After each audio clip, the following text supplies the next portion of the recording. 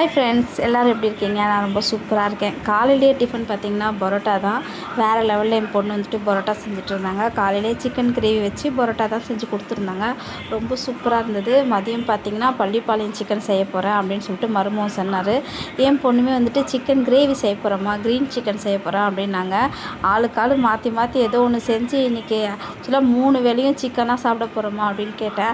ஆமாம்மா, இருங்க வெயிட் பண்ணுங்க அப்படின்னு சொன்னாங்க. என் பொண்ணுமே நான் சாப்பிட்டு முடித்த கையோடு சீக்கிரமாக போயிட்டு ஒயிட் ரைஸ் பண்ணிட்டாங்க. க்ரீன் சிக்கனுமே பண்ணிட்டாங்க. என் மருமகன்கிட்ட கேட்டேன், அப்பா இந்த க்ரீன் சிக்கன் வந்துருச்சு, நீங்கள் செஞ்ச பள்ளிப்பாளையம் சிக்கன் எங்கன்னு. அம்மா வெயிட் பண்ணுங்கள், சுட சுட கொண்டு வரேன்னு சொல்லிட்டு எடுத்துகிட்டு வந்தார். பார்த்தோன்னே வேறு லெவலில் சூப்பராக இருந்தது. அப்படியே எண்ணெய் கொதிக்குது பார்த்திங்கன்னா, அவ்வளோ டேஸ்ட்டாக இருந்தது. அதில் இருந்த தேங்காய்லாம் வந்துட்டு கடிக்கும்போது அவ்வளோ டேஸ்ட்டாக சூப்பராக இருந்தது. அவருமே சாப்பிட்டுட்டு கேரளா கிளம்பி போயிட்டார். அதுக்கப்புறம் நாங்களுமே பார்த்துட்டிங்கன்னா சாப்பிட்டு சின்னதாக ஒரு பர்ச்சேசிங் போகலான்னு சொல்லிட்டு வெளியே போயிருந்தோம். அப்படியே வரும்போதே ஃப்ரைட் ரைஸ் சாப்பிட்ணுன்னு ஆசைப்பட்டாங்க. வீட்லேயுமே காலையிலேருந்தே சிக்கன் தான். மறுபடியும் ஃப்ரைட் ரைஸா அப்படின்னு கேட்டேன். இருந்தாலும் பரவாயில்ல, ஒரே ஒரு ஃப்ரைட் ரைஸ் வாங்கி கொடுங்கன்னாங்க.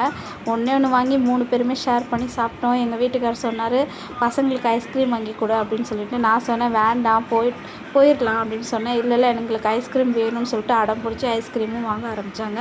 2 பேருமே ஐஸ்கிரீம் வாங்கி சாப்பிட்ட கையோட நாங்களுமே மளிகை கடைக்கு போய்ட்டு மாவு வாங்கிட்டு அங்கேருந்து கிளம்பிட்டோம். வீடியோ பிடிச்சிருந்தா லைக் பண்ணுங்கள், சேனலை சப்ஸ்கிரைப் பண்ணுங்கள்.